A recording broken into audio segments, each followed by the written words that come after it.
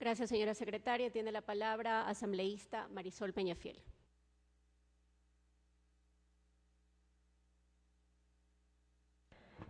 Compañera presidenta, colegas asambleístas, me parece importante, antes de hacer unas observaciones al tema planteado, hacer unas pequeñas reconsideraciones, porque el debate se está desvirtuando de una demanda que han hecho los sectores o las personas con discapacidad, y ahora se pretende ir a otro debate que tiene que ver con el tema de las pensiones alimenticias.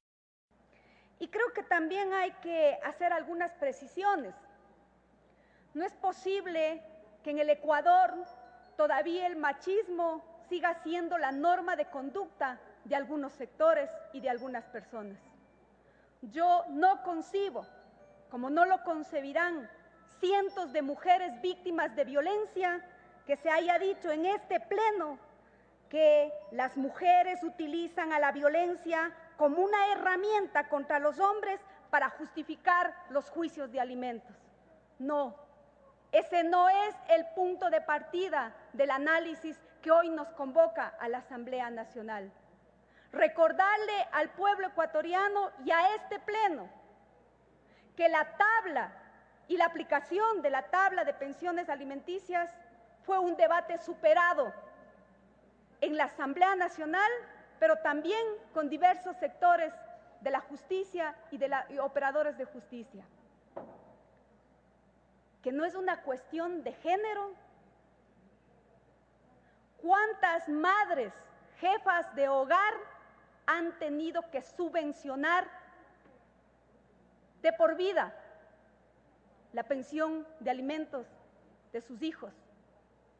¿Y cuántas abuelas maternas han sido las que han tenido que cumplir con esta obligación y con el derecho bajo un principio que aquí nos hemos olvidado? Parecería ser que el principio de la doctrina superior integral del niño, de la niña, no lo estamos entendiendo en su verdadera dimensión. No es un cambio simplemente de palabra, sino de estructura y garantía de derechos. También se ha dejado aquí planteado qué harán las mujeres con las pensiones alimenticias. Esa no es la discusión que nos convoca ahora. Por lo tanto, con absoluta claridad decirles que muchos se están refiriendo a casos excepcionales y recordarles que la mayoría de los niños y niñas de nuestro país reciben la pensión mínima, que no sobrepasa los $90. Y la excepción son aquellos que nos traen como ejemplo para victimizarse, no lo sé.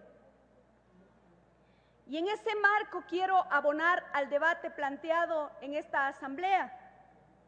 Sin duda que sigue siendo para el Ecuador uno de los temas más sensibles de la justicia social, el derecho de alimentos de las niñas, de los niños y el acceso a la permanencia en el sistema educativo considerado con los enfoques de derechos. ¿Qué establece la Constitución? Parecería ser que estos enfoques de derechos que establecimos en la Constitución bajo esta doctrina de sistema de protección integral también lo estamos olvidando cuando decimos que es de género, generacional, étnico-cultural y cuando hablamos del tema de la discapacidad. Yo no puedo concebir que el legislador del país diga que hay que crear una ley para obligarle al juez a buscar los recursos cuando no exista quien subvencione. Política de Estado, no política asistencialista, de dádiva, sino de garantía de derechos. Creo que la próxima semana algunos que estamos interesados y que venimos de esta lucha de defensa de derechos, vamos a tener la oportunidad de también saber qué es lo que nos proponen los estados de la suscripción de los derechos de niñez y adolescencia en lo que se denomina la Conferencia Internacional de Población y Desarrollo, la Conferencia del Cairo, más conocida, en pos de plantearnos qué hacen los estados y las legislaturas para garantizar los derechos hacia el 2015. No es suficiente una reforma de 2 o 3 artículos. Esto es integral y estructural. Cuando hablamos de eliminar las barreras, no se trata de una exclusividad. Y entonces ahí me cae una duda sobre este principio de la constitucionalidad, del bloque de constitucionalidad.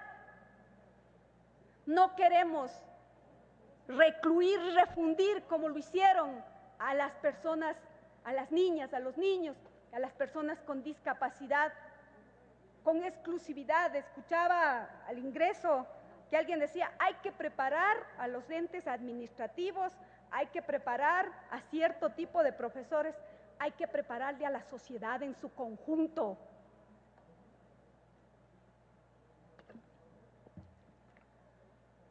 En ese marco, decirles que la Comisión de los Derechos de los Trabajadores tiene avanzado el tema del informe, que no es materia de este debate, porque el tema de la revisión de la pensión de alimentos, insisto, en este momento está subsanada. Existe la última sentencia de la Corte Constitucional en la que ratifica la legalidad, la legitimidad de la tabla de pensiones y además de su eficacia.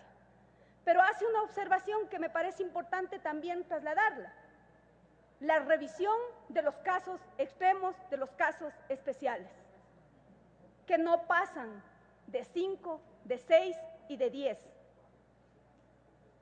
Entonces, yo quisiera decirles igualmente, la Constitución de la República garantiza los derechos de las personas con discapacidad. Y si a eso aplicamos este principio que parece que se nos está olvidando, del principio de interés superior del niño, tenemos una obligación primordial para la integración de los niños, de las niñas con discapacidad en un sistema educativo integral.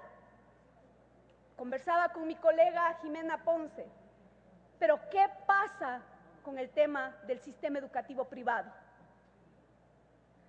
Ese sí es punto del debate y que la ley tiene también que resolver y aclarar, pese a que está escrita, pero si hay la necesidad de aclararla, creo que ese es el punto de partida, porque yo diría ahí, el acceso a la educación no puede estar limitado a las personas que tienen ingresos económicos y que puedan costear una educación especial. No, eso no dice la Constitución. La única educación es aquella que integra a todos y fomenta una cultura de paz y una cultura de seguridad humana. Y ese es el punto de la reforma. Entiendo el espíritu de haber presentado esta reforma a la Comisión. Insisto, el Consejo de Administración Legislativa debería revisar las normas que están en procesamiento y teniendo una reforma que está ya para segundo debate. Claramente, la Ley Orgánica de la Función Legislativa establece que el ponente, la ponente, puede acoger las observaciones que creyere pertinente. Y no estamos en contra de aquella garantía de derechos bajo el principio de interés superior. Señora Presidenta, creo que hay que tener coherencia con lo que se dice y con lo que se hace. Y garantizar los derechos de niños, niñas y adolescentes no es por dádiva ni por pena, sino por garantía de un sistema integral de protección. Gracias.